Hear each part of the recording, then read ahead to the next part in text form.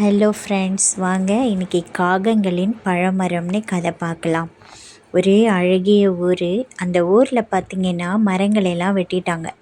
மரங்களை வெட்டிட்டு கீழே புல்லுகள் மட்டும் நல்லா பசுமையாக இருந்தது.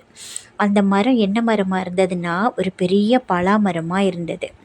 அந்த பலாமரத்தை இந்த காக்காங்க என்ன பண்ணிட்டாங்க, தனக்கு வீடாக உண்டு பண்ணி அதை என்ன பண்ணாங்க, அந்த வீடை அழகாக கட்டி, அந்த மரத்தை வீடை போல் அழகாக கட்டி படிக்கட்டெலாம் வச்சு ஜன்னல் வச்சு தனக்கு வீடாக உண்டு பண்ணிட்டாங்க. ஏன்னா இதை வெட்டிட்டு போனவங்க இந்த இடத்துக்கு சொந்தக்காரவங்க, இந்த மரத்துக்கு சொந்தக்காரவங்க. இதை இந்த காக்காங்க பயன்படுத்திக்கிட்டாங்க. அப்போது இந்த வீட்டெல்லாம் கட்டிட்டு அழகாக இவங்க என்ன பண்ணாங்க, கதவெல்லாம் போடாமல் இவங்க ஊருக்கு ரொம்ப தூர பிரயாணமாக போயிட்டாங்க. இந்த 2 காக்காவும் ரொம்ப பணக்கார காக்காங்க. இந்த காக்காங்க வசதியான காக்காங்க.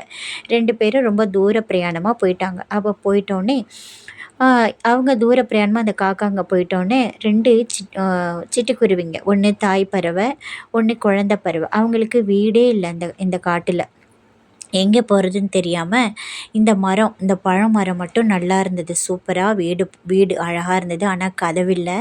அதனால் இது என்ன பண்ணுது, தன்னுடைய குழந்தைய அங்கே அந்த மர வீட்டுக்குள்ளே வச்சுட்டு ஒரு சின்ன கட்டில் மாதிரி போட்டு இவங்க என்ன பண்ணாங்க, வசிச்சுக்கிட்டு வந்தாங்க. பாத்திரம்லாம் போட்டு, பரவாயில்ல இந்த வீட்டில் யாருமே இல்லை, இந்த மரம் தனிமையாக இருக்குது இந்த வீடு, அதனால் யாரும் இல்லை போல இருக்குது, இந்த வீடு யாருக்கும் சொந்தம் இல்லை, அதனால் என்ன பண்ணலாம், இதில் நம்ம இருக்கலாம்னு சொல்லிட்டு இந்த அம்மா சிட்டுக்குருவி தன்னுடைய குழந்தை சிட்டுக்குருவியை படுக்க வச்சுட்டு தன்னுடைய வேலைகளை எல்லாம் பார்த்துட்ருக்கு. பாருங்கள், விதவிதமாக சமைச்சு வச்சு ப்ரெட்டு, அதுக்கப்புறம் நல்ல ஸ்நாக்ஸ்லாம் செஞ்சு தக்காளி சட்னி வச்சு அதுக்கப்புறம் மேகி செஞ்சிகிட்ருக்கு அடுப்பில்.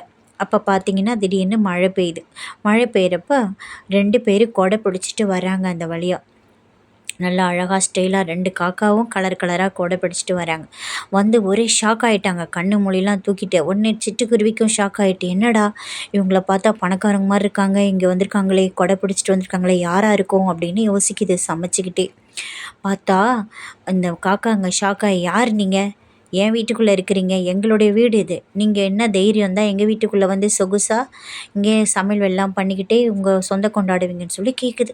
உடனே இந்த குருவிக்கு ரொம்ப ஷாக் ஆகி கண்ணு மொழிலாம் மேலே போய் அந்த குட்டி குழந்தை எழுந்துட்டு பார்க்குது. ஐயோ, என்னமோ அம்மாட்ட என்ன பண்ணுறாங்க, மிரட்டி கேட்குறாங்கன்னு பார்க்குது.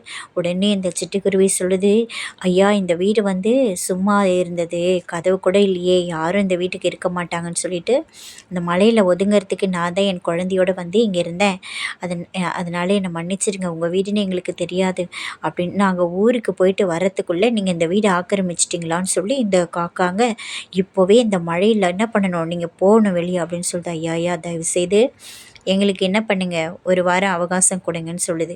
நாங்கள் எவ்வளோ கஷ்டப்பட்டு இந்த பழமரத்தை நாங்கள் ஒரு வீடாக உருவாக்கி இந்த வீட்டுக்கு நாங்கள் கதவெல்லாம் வாங்கணுன்னு ஊருக்கு போயிட்டு நாங்கள் எல்லாத்தையும் ரெடி பண்ணிட்டு வரத்துக்குள்ளே நீங்கள் இந்த வீட்டுக்குள்ளே பூந்துருக்கீங்களேன்னு சண்டை போடுறாங்க. ஃப்ரெண்ட்ஸ், இந்த சிட்டுக்குருவிக்கு என்ன பண்ணுறதுனே தெரியல.